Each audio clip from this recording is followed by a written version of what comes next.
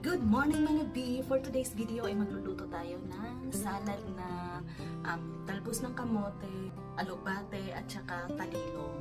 If hindi pa po kayo nakasubscribe dito sa ating channel, please do subscribe and like this video. Thank you! Buti na lang mga B, ngayon ay nagkaroon na ng kuryente kasi parang may natumbang kahoy na natamaan yung kable ng kuryente na naging cause para naging slant yung poste. So yun yung inaayos ng Meralco. Then paggising ko ng madaling araw, may ilaw na siya. So ngayon makakapagluto tayo kasi kagabi hindi kami nakapagluto kasi ang gamit namin ay electric stove. So hindi kami makapagluto, wala kaming reserve gas.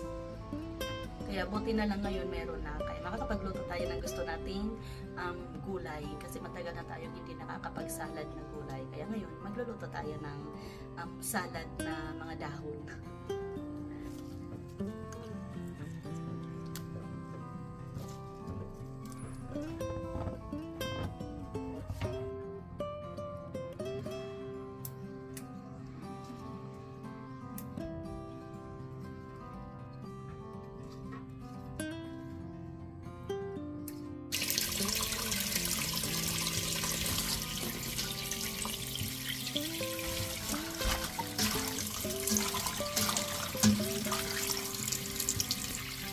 So, hugasan muna natin itong mga dahon mga B para siguradong malinis at saka mas masarap, diba? Habang nagpapakulo tayo ng tubig mga B, slice tayo ng kamatis at saka sibuyas. Meron tayo ditong kamatis at saka sibuyas, then, ayun o, may itlog na pula pa. Mamaya kainin natin yan mga B kasi baka masira na siya.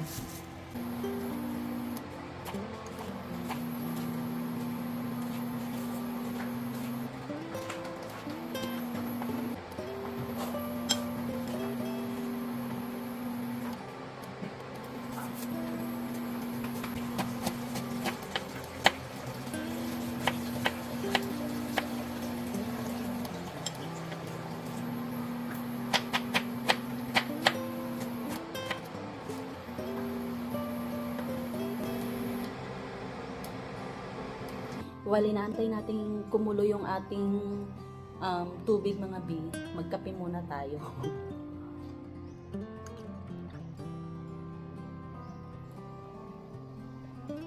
Talagang ang daming mga naapektuhang mga lugar ng Bagyong Carina from north to south. Nung nag-start siyang nag-landfall dito sa Pilipinas, nandun kami nun sa Baguio City kasi meron kaming seminar. Buti na lang yung kasagsagan talaga ng lakas ng hangin at saka ulan niya is nakababa na kami. Kaya medyo nag-aalala din kami nun kasi baka meron kaming madaanan ng mga floodslide at saka landslide. So buti na lang talaga at nung pababa kami, medyo hindi pa ganoon kasama ang panahon. Pero pag reach namin ng may bandang Pampanga, doon malakas na talaga ang ulan at saka hangin, saka sobrang dilim ng kalangitan. And then tuloy-tuloy na yun hanggang sa nag-umaga ng Thursday. Ang lakas ng hangin. Nang nakauwi kami dito sa Cavite, yung garden natin, yung mga malunggay natin, sobrang kawawa talaga kasi hinampas-hampas talaga siya.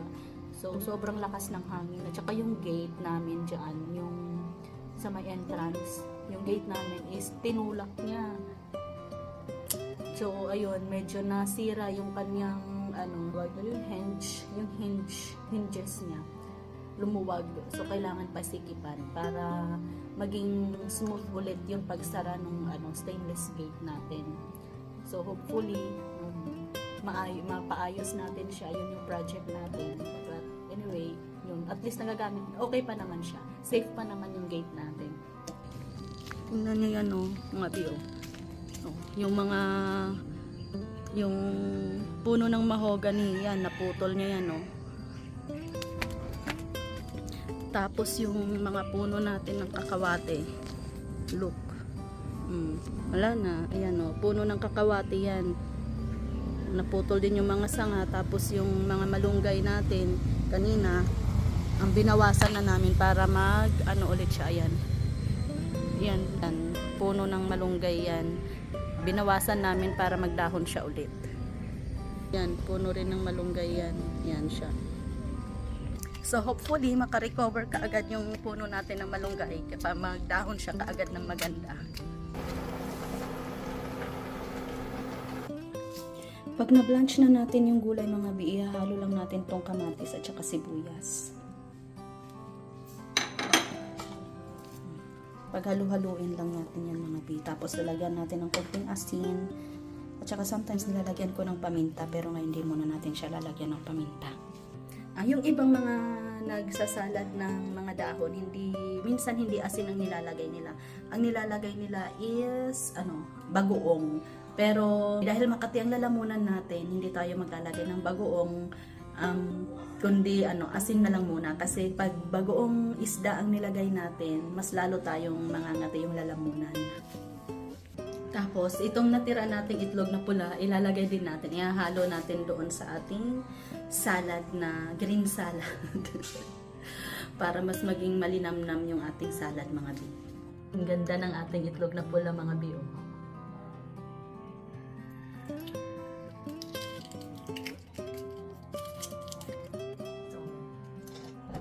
Lalagay natin ito dito. Tapos yung other half, ilagay din natin.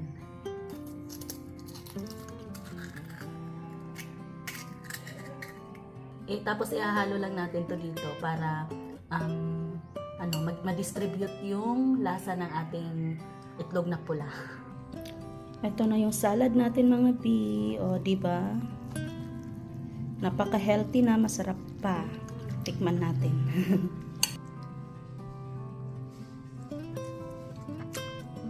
Sarap. Kain na tayo mga bi.